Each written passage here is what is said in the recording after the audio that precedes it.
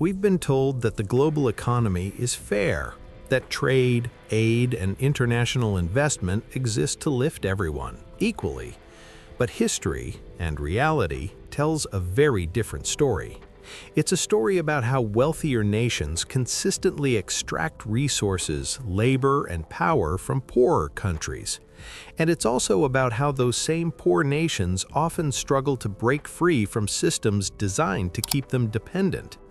To understand this, we need to look beyond headlines and economic reports and examine the patterns of empire and exploitation that have shaped the modern world. Let's start with one of the earliest examples, the British Empire in India.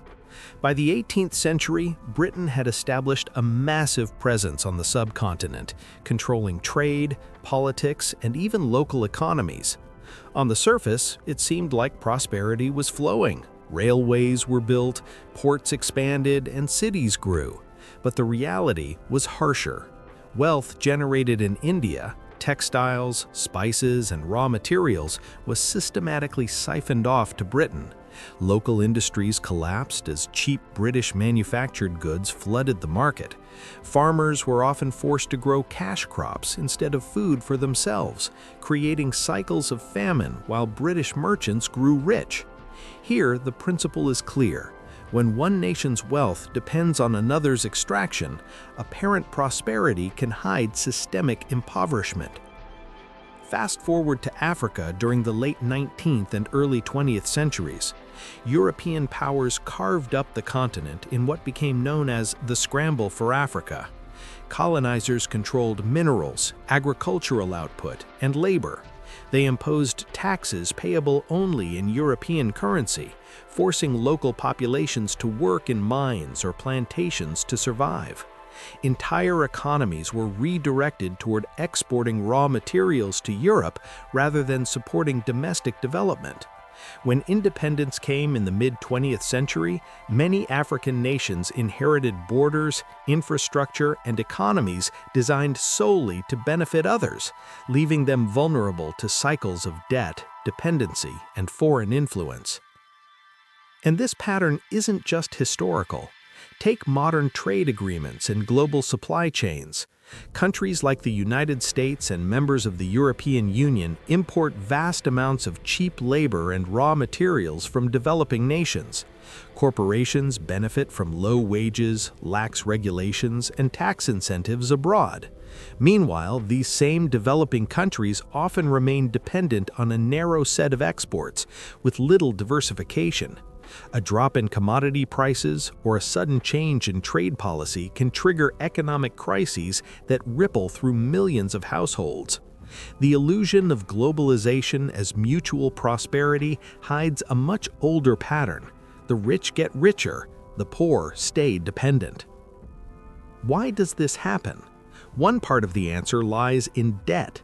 International lending organizations and banks provide loans to developing nations, often with strings attached.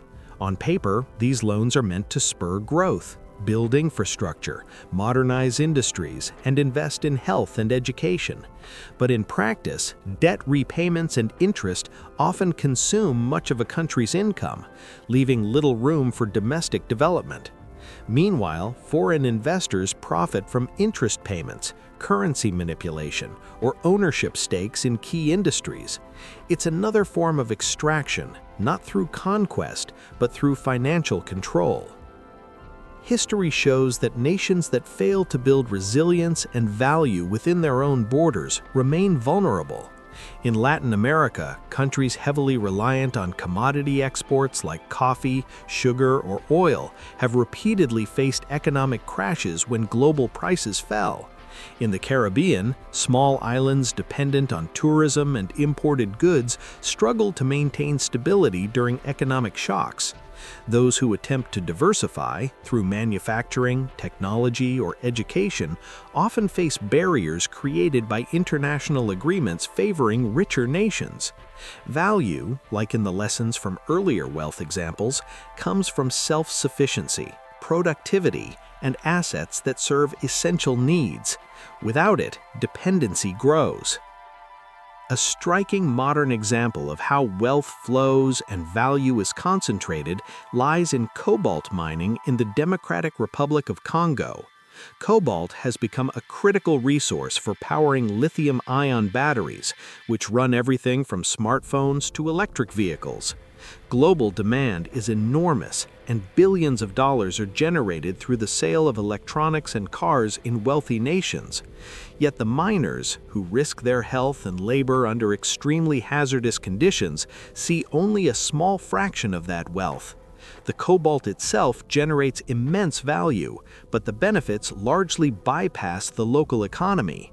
Instead, multinational corporations and external investors capture most of the profits. While oil created substantial revenue, much of the long-term benefit flowed to foreign corporations. Government income became increasingly reliant on partnerships with external actors rather than domestic capacity and innovation. When global oil prices dropped or when foreign investors shifted priorities, Mexico's economy faced sudden instability. What seemed like a domestic advantage was, in reality, a structural vulnerability. The lesson from these modern examples echoes centuries of history. Wealth built externally rather than locally is fragile. Resource extraction, speculation, or dependence on foreign capital can create impressive short-term gains, but those gains are vulnerable to decisions, market swings, or strategic shifts beyond local control. True financial stability, whether for individuals, corporations, or nations, comes from creating and maintaining value that remains under one's control. This can mean investing in human capital, productive industries, infrastructure, or systems that retain utility even when global markets fluctuate. From cobalt in the Congo to Mexico's oil fields, history repeats itself. Value extracted without local reinforcement creates wealth that is fleeting and exposed. Real economic resilience comes from assets, knowledge, and infrastructure that endure, protecting societies from shocks while allowing them to participate meaningfully in the global economy. Understanding this dynamic is critical for anyone trying to make sense of wealth, power, and financial stability in the modern world. So, what does this mean for nations and for individuals today? First, recognize that wealth can be an illusion when it depends on exploiting others. True economic resilience comes from building local capacity, investing in essential skills, and maintaining assets that serve real, ongoing needs. Countries that invest in education, infrastructure, and technology for domestic benefit are better positioned to withstand shocks than those dependent on external extraction. Second, understand how modern systems perpetuate these patterns. Trade agreements, multinational corporate strategies, and debt repayment structures often favor wealthier nations. Being aware of these dynamics allows policymakers, business leaders, and citizens to push for changes that retain value locally. Diversification, local ownership, and investment in industries that serve domestic needs are ways to shift the balance. Finally, this principle applies to individuals as well.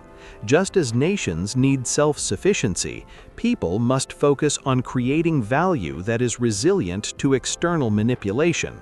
Skills, knowledge, and productive assets are far more stable than income derived from unstable systems or external control. History, from colonized nations to modern economies, consistently shows those who control essential resources and capabilities hold true power. Wealth, when measured as numbers on a balance sheet or profits extracted from others, is fragile. Value, whether in skills, local assets, or resilient industries, endures. Recognizing the difference is the first step toward security and freedom, whether for a country or an individual. The exploitation of the poor by the rich is a pattern repeated through centuries, but understanding it provides the tools to break the cycle. Build assets that endure, skills that can't be taken away, and economies that serve your people. That is how true prosperity is created. The economics of empire isn't just about history books, it's about how power and value operate today. When nations and individuals prioritize value over illusory wealth, they can resist extraction and build lasting stability. If you've learned something new about how rich nations exploit the poor, hit subscribe to keep exploring these truths. History shows the way, and the lessons are yours to apply.